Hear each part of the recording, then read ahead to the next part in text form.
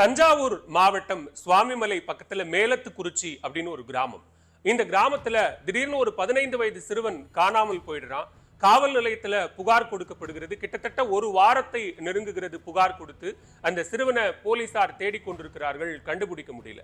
திடீர்னு ஒரு வயல்வெளியில ஒரு சிறுவன் வெட்டப்பட்ட நிலையில பிணம் கிடப்பதாக காவல்துறைக்கு தகவல் கிடைக்க உடனடியாக அங்கு விரைந்து சென்ற காவல்துறை அந்த பிணம் தொடர்பாக விசாரணை நடத்துகிறார்கள்.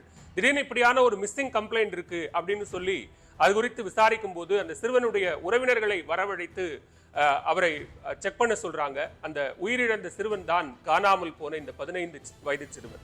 ஸோ இதனுடைய வழக்கின் பின்னணியை விசாரிக்கும் போது இது எங்க நடந்திருக்கு அப்படின்னு பார்த்தா, இது ஒரு முழுக்க கொடூரமான ஒரு கொலையாக நிகழ்ந்திருக்கிறது. ஒரு 15 வயது சிறுவன் எப்படி இந்த கொலை நிகழ்ந்திருக்கும், என்ன காரணம், மோட்டிவ் அப்படின்னு காவல்துறையினர் விசாரிக்கிறாங்க. ரொம்ப அதிர்ச்சி தரக்கூடிய வகையில, திடுக்கிடும் வகையில இந்த கொலை வழக்குக்கான ஒரு பின்னணி என்பது இருக்கு. என்ன அப்படின்னா, ஒரு 17 வயது சிறுமி, அந்த 17 வயது சிறுமியை சக வயதொத்த ஒரு 17 வயது சிறுவன் காதலிக்கிறாரு. அந்த காதல்ல ஏதோ ஒரு பிரச்சனை ஏற்படுது. அந்த பிரச்சனைக்கு பிறகாக அந்த காதலி அவரை, அந்த 17 வயது சிறுவனை வேண்டாம் அப்படின்னு சொல்லிட்டு பிரிஞ்சிடுறாங்க. அதற்கு பிறகாக இந்த 15 வயது சிறுவன், உயிரிழந்த இந்த 15 வயது சிறுவனோடு அவர் நட்பில் இருக்கிறார். அந்த பெண் நட்பில் இருந்திருக்கிறார். அப்படியான அந்த நட்பு தொடர்ந்துகிட்டு இருக்கும்போது அந்த முன்னாள் காதலன் என்ன பண்றாரு, இந்த பையனை கூப்பிட்டு மிரட்டுறாரு.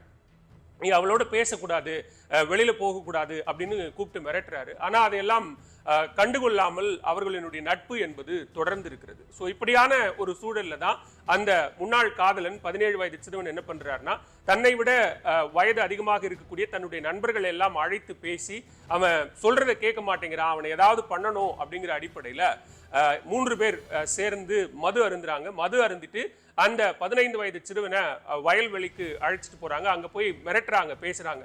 நீ அந்த பெண்ணு கூட பேசக்கூடாது, அவளோடு எந்த விதமான பேச்சுவார்த்தையும் வச்சுக்க கூடாது அப்படின்னு மிரட்டுறாங்க.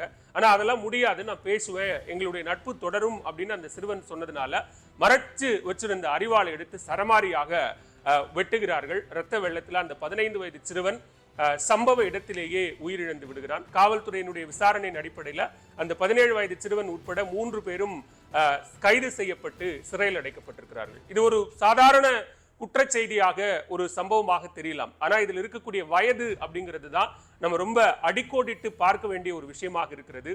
பள்ளி பருவத்தில் இருக்கக்கூடிய சிறுவர்களுக்கு அவர்களை சுத்தி இருக்கக்கூடிய எக்ஸ்போஷர், ஓவர் எக்ஸ்போஷர் அப்படிங்கிறது அவர்களை எந்த அளவுக்கு பாதிக்கக்கூடிய ஒன்றாக மாறி இருக்கிறது.